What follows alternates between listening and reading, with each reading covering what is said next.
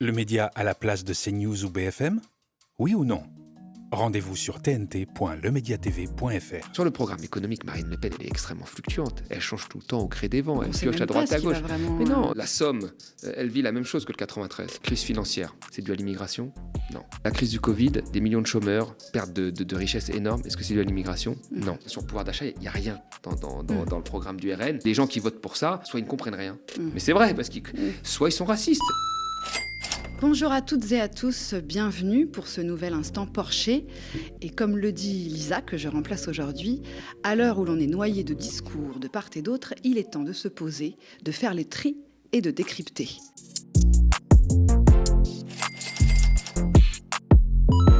On va revenir donc aujourd'hui sur ces premiers tours des législatives où le RN, ça n'aura échappé à personne, a fait une percée historique dans notre pays depuis la création du Front National en 1972.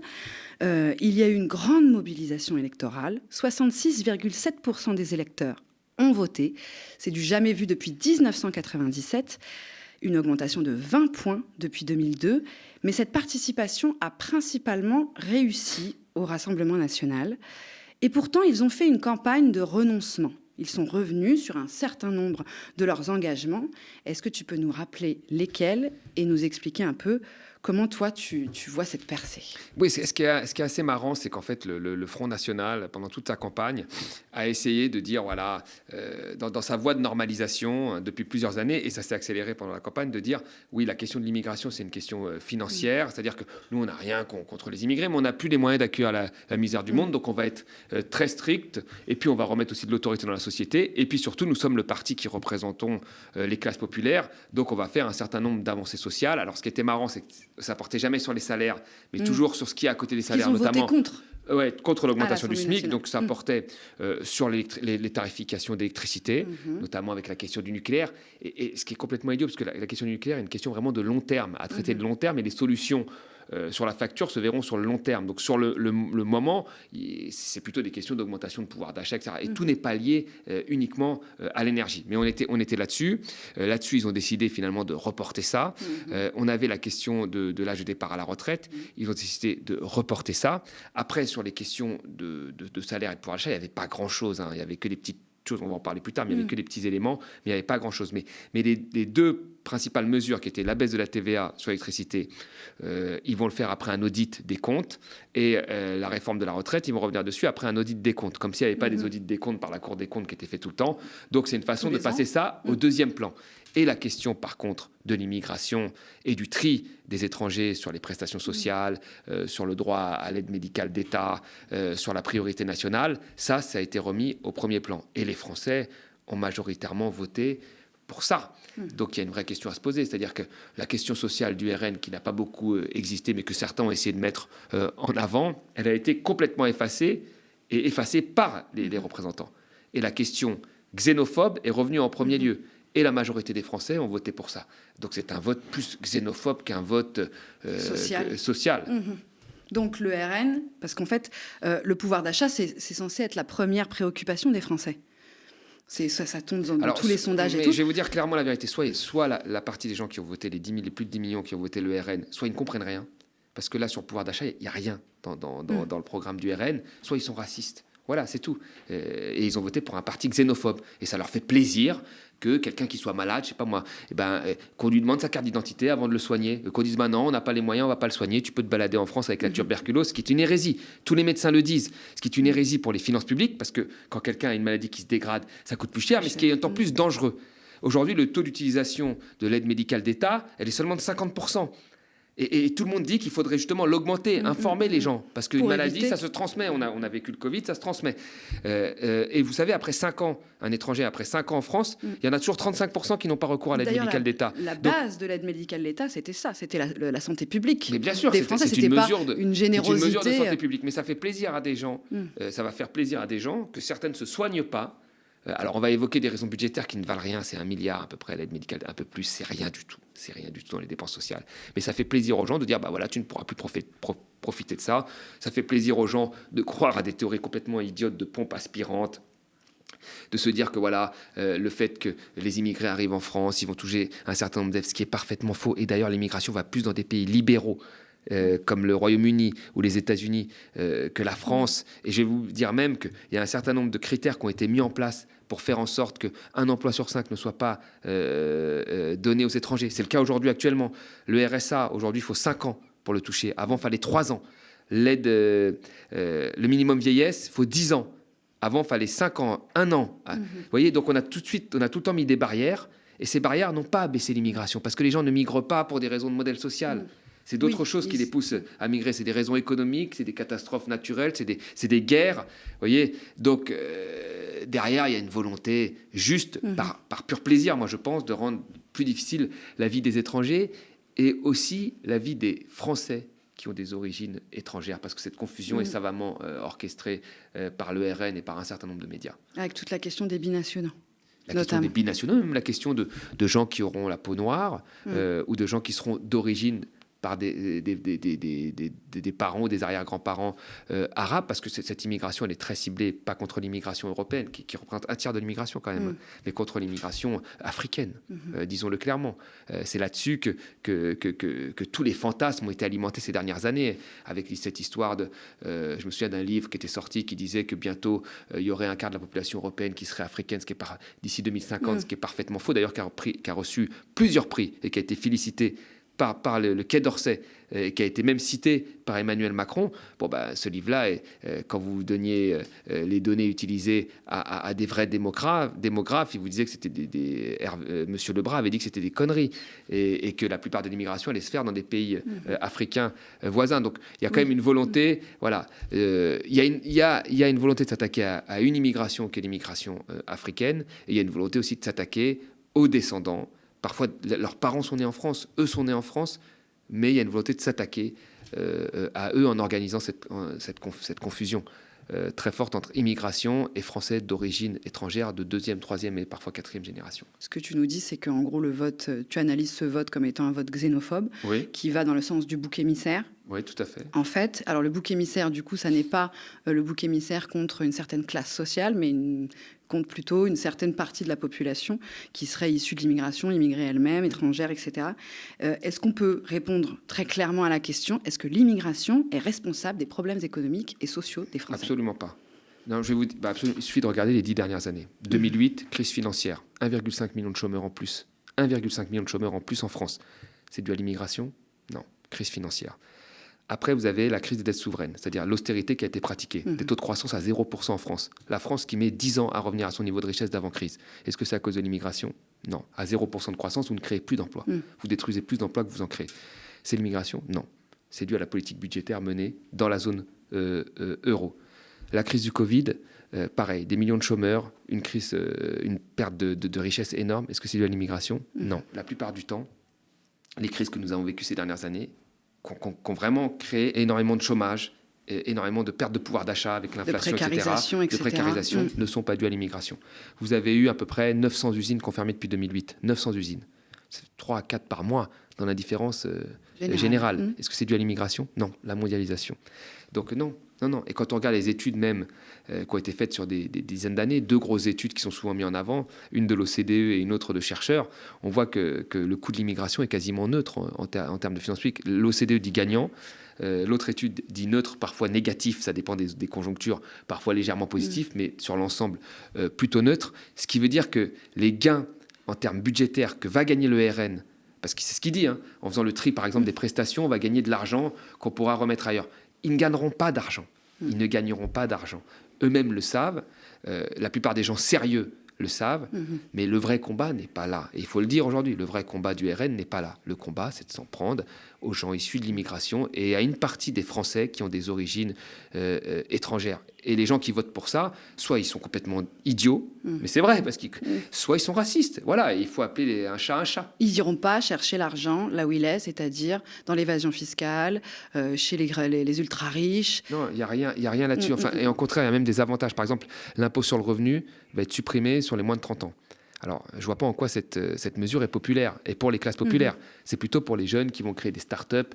Voilà. Et on s'occupe plus des jeunes qui veulent partir à l'étranger qui sont encore une fois des jeunes plutôt très riches, parce que la plupart des jeunes qui peuvent partir à l'étranger pour travailler sont des jeunes très riches, donc on s'occupe d'eux principalement. On va baisser l'impôt sur les sociétés également, sur les jeunes créateurs d'entreprises. Là, on va parler de ceux qui vont faire des start-up. On va baisser les charges patronales. Donc, jamais on n'a parlé de taxation des plus riches, jamais on a parlé du fait qu'il fallait s'attaquer par exemple aux paradis fiscaux dans l'Europe. Ces questions-là n'occupent pas. Jamais on ne parle de services publics, par jamais exemple, jamais on ne parle de services publics, ni de moyens de financer des services publics. On part du fait en fait que le fait qu'il y ait moins d'étrangers va faire en sorte que les Français auront un meilleur service public. C'est-à-dire que si on refuse les HLM aux étrangers, les Français vont pouvoir un HLM. Si on fait un tri, si on refuse des prestations aux étrangers, les Français auront plus de prestations. Donc on est toujours sur une enveloppe budgétaire faible qui vise à diviser les Français... les pauvres entre eux. Les pauvres entre eux. Et c'est en cela que le libéralisme, quelque part, partout où il est passé, fait monter les extrêmes. Ça a été le cas en Hongrie, où vous avez eu des politiques budgétaires très fortes. L'extrême droite a gagné. Ça a été le cas au Royaume-Uni, ça a été le cas aux États-Unis, ça a été le cas en Italie, qui a été cité longtemps en exemple par Macron, et c'est le cas aujourd'hui en France. En 2016, j'avais écrit un livre, Introduction inquiète à la Macron-économie, où à la fin du livre, je disais les politiques menées par Macron vont faire monter très fortement le Front National, le RN aujourd'hui. Et nous y sommes. Alors il y a une autre décision qui a été assez intéressante, c'est que Gabriel Attal, après avoir pris connaissance des résultats de ce premier tour, a décidé de renoncer à la réforme de l'assurance chômage qu'il voulait faire passer par décret. Qu'est-ce que ça veut dire d'après toi ? C'est un peu ce que j'ai dit avant, c'est-à-dire que partout où des politiques libérales ont été appliquées, ça a fait monter l'extrême droite. Ils en ont conscience. Après, j'arrive pas à voir par quelle mécanique ça fait monter l'extrême droite comme vote de contestation, plutôt que la gauche, par exemple, qui proposerait des politiques sociales. J'arrive pas à comprendre pourquoi. Mais il est vrai que les réformes qui ont été faites sur l'assurance chômage, sur les retraites, sur les lois travail, ont été très dures pour une partie de la population, et notamment la population, ce qu'on appellerait les classes populaires. Pourquoi ça se transforme en vote d'extrême droite, alors même que l'extrême droite ne veut jamais revenir sur ce type de mesures ? C'est un fait, parce que ça se produit partout. C'est un fait, ça se produit partout. Ça oppose les pauvres entre eux, comme tu l'as dit. Mais c'est très difficilement explicable. Alors que nous avons un programme de gauche soutenu par des économistes sérieux qui, lui, propose de revenir sur un certain nombre de mesures et de libérer du pouvoir d'achat. Mais les gens sont... Est-ce que c'est pas parce qu'on n'a jamais essayé, entre guillemets ? Est-ce que ce discours de la nouveauté... Non, je pense qu'il y a plein de critères. Il y a des critères démographiques. La France vieillit. Et quand les gens vieillissent, ils restent ancrés sur une époque qui n'est plus la France d'aujourd'hui. La France, elle va évoluer, elle évolue encore, elle va se mélanger, se métisser. Nous avons de plus en plus de gens qui sont d'origine étrangère, et je trouve que c'est plutôt une qualité. Par ailleurs, moi, mon père est arrivé du Vietnam, ma mère est arrivée de province, son père était arrivé d'Italie. Ils se sont rencontrés dans le 93. Je suis né, j'ai rencontré une autre qui a d'autres origines, et mon fils est né. Et voilà. Et c'est comme ça. C'est l'histoire d'une nation, de ne pas être figé à une période, à une époque. Et d'ailleurs, toute l'histoire de la France est liée à ces migrations. Mais aujourd'hui, il y a une partie de la population qui vieillit, qui reste bloquée, je pense, à une époque, qui refuse un certain nombre d'évolutions culturelles de la France. Et je pense qu'on retrouve ça dans beaucoup de pays européens qui sont majoritairement des pays vieillissants. Parce qu'on voit bien qu'effectivement, la jeunesse, alors les chiffres, c'est... les 18-34 ans plébiscitent principalement, plus volontiers en tout cas, le nouveau Front populaire, alors que les 25-64 vont plus vers le RN. Et à côté de ça, en parallèle, on a un vote ouvrier, employé, classe populaire, qui va franchement vers le RN. Pour les ouvriers, c'est même 51%. Ça fait un ouvrier sur deux. Ouais. C'est énorme. Comment est-ce qu'on fait ? C'est énorme. Moi, j'y vois deux choses. Alors déjà, ça me rassure que les jeunes... finalement, sont plus ouverts d'esprit que les personnes vieillissantes, parce que plus on vieillit, finalement, plus on vote le RN. C'est assez impressionnant. Alors, les plus anciens votent plutôt ensemble, majorité présidentielle. Tout à fait. Mais il y a une classe d'âge comme ça, 25-64 ans, un peu exactement, nos âges, finalement, qui vont aller vers le RN. Tout à fait.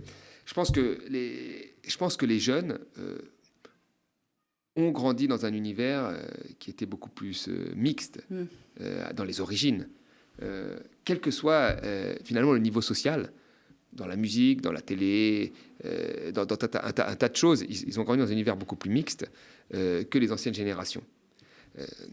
Mix sur les origines, parce que parfois vous vivez dans le 93, il y a une mixité d'origine, mais socialement il y a vraiment une uniformisation, c'est plutôt des catégories populaires, ouvriers, employés. Donc il y a une ouverture d'esprit qui est plus grande. C'est pour ça que la démographie est importante à prendre en compte, parce que plus les gens finalement vieillissent, plus ils restent ancrés dans une période de leur vie, comme la période, et on voit bien dans les discours de Zemmour, c'était mieux avant, le temps des yéyés, tout ce que tu veux, idéaliser une époque qui était effectivement à leur époque, ce qui n'est pas le cas des jeunes. Après, sur le vote des classes populaires, il y a eu, je pense, une responsabilité énorme des partis de gauche de gouvernement, énorme, qui ont trahi ces classes populaires. C'est-à-dire que la loi travail d'El Khomri, non mais c'est vrai, François Mitterrand, le renoncement à un certain nombre de mesures, et donc ces classes populaires ont été largement abandonnées. Ça a même été théorisé, ça a été théorisé par Terranova, qui a dit voilà que c'était fini. Oui, Lionel Jospin, un de ses conseillers, lui avait dit, et c'est pas un gros mot de dire le mot ouvrier, donc ça remonte là à 20 ans. Donc les classes populaires ont été lâchées par une partie de la gauche, complètement. Macron ne s'en est jamais occupé. Il a théorisé, lui, l'ubérisation de l'économie, c'est-à-dire vraiment la fin de la classe ouvrière, remplacée par des travailleurs payés à la tâche. Et une partie de la gauche du gouvernement les a oubliés. Et je pense que, très habilement, à une époque, le RN, avec Philippot notamment, a mis en avant des questions telles le protectionnisme, la critique du libre-échange, qui étaient, il faut le dire, interdites dans les partis de gouvernement de gauche. Vous disiez en 2012 que vous étiez protectionniste, ou que vous aviez une critique ne serait-ce que de l'Europe ou du libre-échange, c'était impossible à tenir dans les médias, impossible à tenir dans une grosse partie de la gauche. Et habilement, l'extrême droite, je pense, a labouré ce terrain-là et a réussi à conquérir une partie de l'électorat ouvrier. Mais là où l'électorat ouvrier ne devrait pas être dupe, c'est que dans le programme, on ne parle plus de ça. Aujourd'hui, Marine Le Pen est devenue très européenne. Elle est dans les critères de Maastricht. Sur le libre-échange, elle va parler de quelques traités. Mais ce qui se passe à l'intérieur de l'Europe, où il y a 2/3 des délocalisations aujourd'hui françaises, c'est à l'intérieur de l'Europe. Il n'y a plus de critique de Marine Le Pen. En fait, sur le programme économique, Marine Le Pen, elle est extrêmement fluctuante. Elle change tout le temps au gré des vents. Elle pioche à droite et à gauche. Mais non, ils étaient pour la sortie de l'euro. Pourquoi pas ? Pour la sortie de l'euro, ils étaient à un moment. Mais ils n'étaient pas prêts. Elle s'est écroulée devant Emmanuel Macron. Là, aujourd'hui, ils sont pour rester dans l'euro, pour rembourser la dette. Et on sent bien que dès qu'elle est sur des thèmes économiques, elle est très mauvaise, y compris au deuxième débat. Elle était très, très, très, très mauvaise face à Emmanuel Macron. Donc là, si une partie des ouvriers juge que le programme du RN va pouvoir améliorer leur situation, ils se trompent. Ils se trompent très fortement. Alors, il y a aussi une rupture assez franche entre les villes et les campagnes, ou du moins les zones dites périphériques. Il y a un exemple qui est assez frappant, c'est François Ruffin, dans la Somme, qui était en 2022 arrivé premier avec 40% devant la candidate RN, qui, elle, avait 22,6% à l'époque, enfin, il y a 2 ans. Et aujourd'hui, il y a une inversion. Il est à 33% et elle à 40%, donc elle double son score. Ouais. Cette rupture, alors là j'ai pris l'exemple de François Ruffin, mais en fait on voit bien sur la carte de France qu'il y a une fracture presque entre les villes, centres-villes, zones urbaines et les zones plus rurales ou dites périphériques.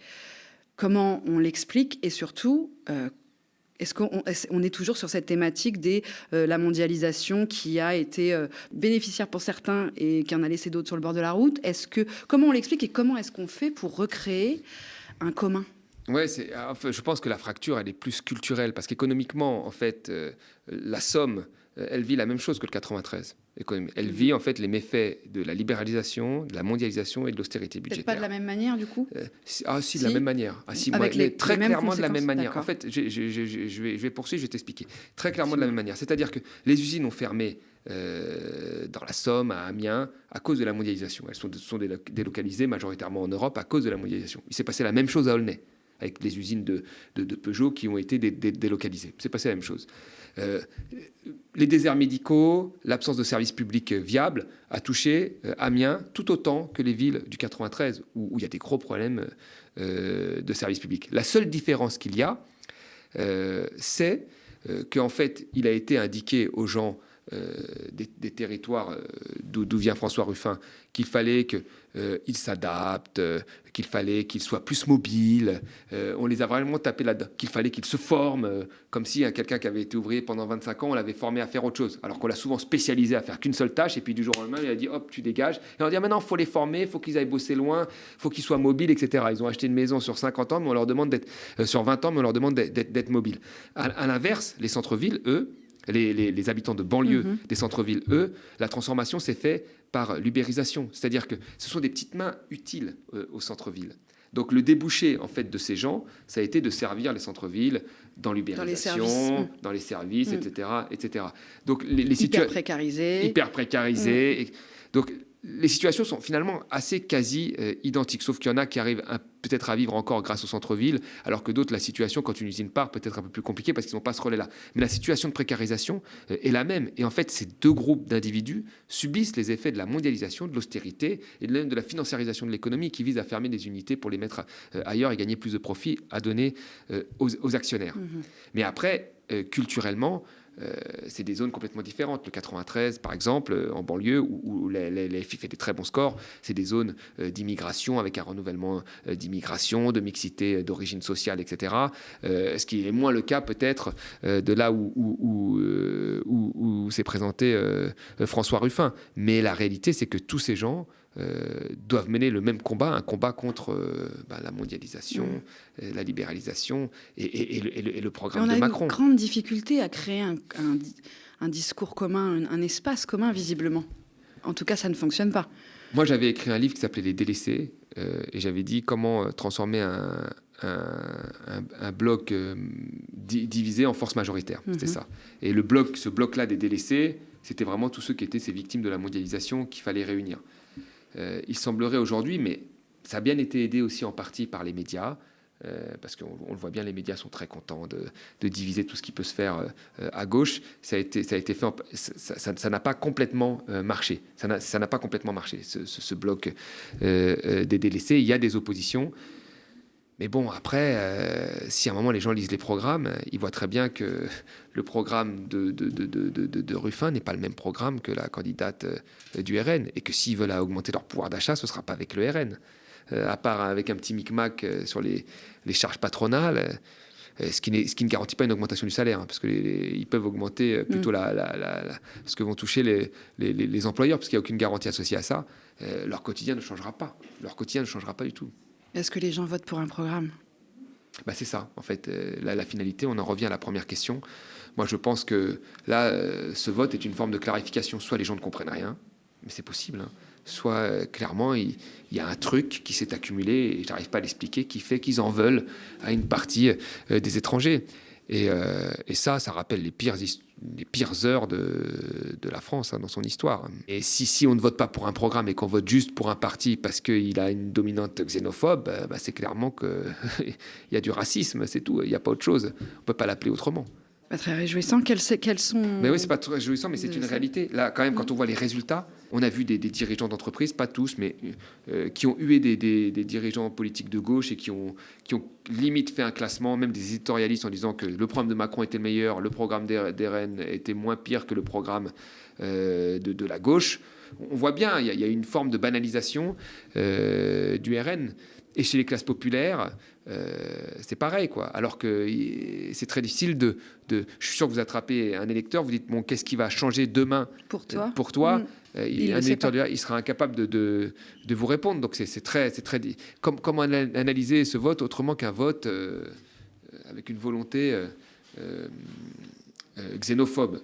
C'est difficile. La responsabilité de la gauche, donc tu disais tout à l'heure sur ces trahisons, on va finir là-dessus. Ouais, la responsabilité de la gauche d'aujourd'hui. Alors, non, la gauche d'aujourd'hui, elle est unie, c'est très bien. Mais oui, la responsabilité, ça n'a pas été de réussir à créer sur le long cours justement cette union. C'est-à-dire de la créer pour faire le barrage. La créer dans l'urgence. Et bien sûr, il faut faire barrage.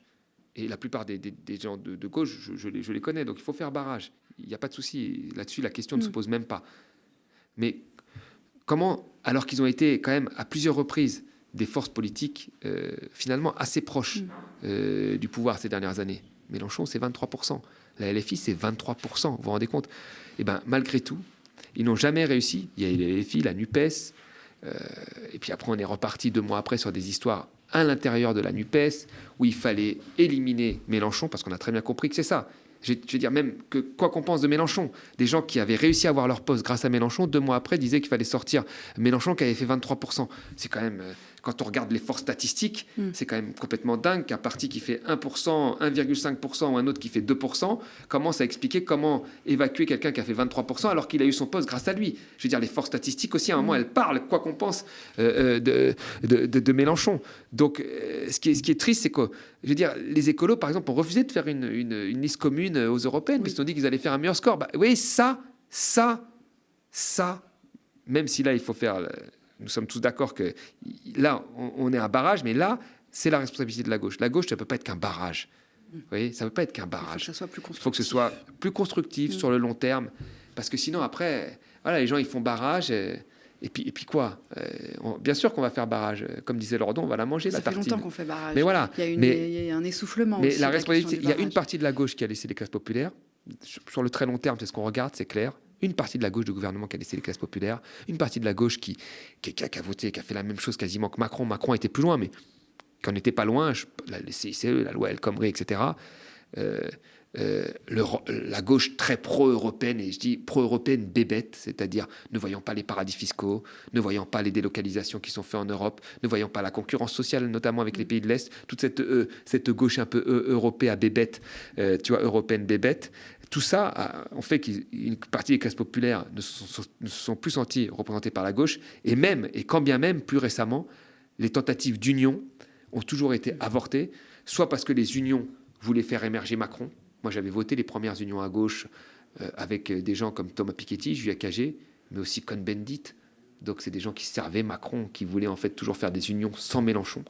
Je veux dire, tout ça a fait que ça n'a pas... Et quand il y a eu des vraies unions, avec des intérêts convergents, puisque Mélenchon voulait être Premier ministre, mais les autres voulaient aussi garder leur poste, eh ben, on n'a pas su construire quelque chose de long terme. Et une union de gauche, c'est une union avec des radicalités différentes. Et heureusement qu'il y a dans cette union des sociodémocrates qui permettent de penser, de tanguer vers le centre, mais heureusement qu'il y a aussi des gens avec plus de radicalité comme Mélenchon, parce que sans des gens comme Mélenchon, les autres, ils sont vite aspirés vers le centre droit. Et c'est ça une union, c'est une union. Et il faudrait que la gauche apprenne à faire ça et à penser un peu sur le long terme pour nous éviter de nous remettre face à ce type de situation. Merci à vous de nous avoir suivis. Nous vous rappelons que le média est au second tour pour l'obtention d'un canal sur la TNT. Ça va se jouer ce mois de juillet devant l'Arcom. On a besoin de vous. Vous êtes la force d'un média libre et indépendant qui n'est détenu ni par l'État ni par un riche actionnaire.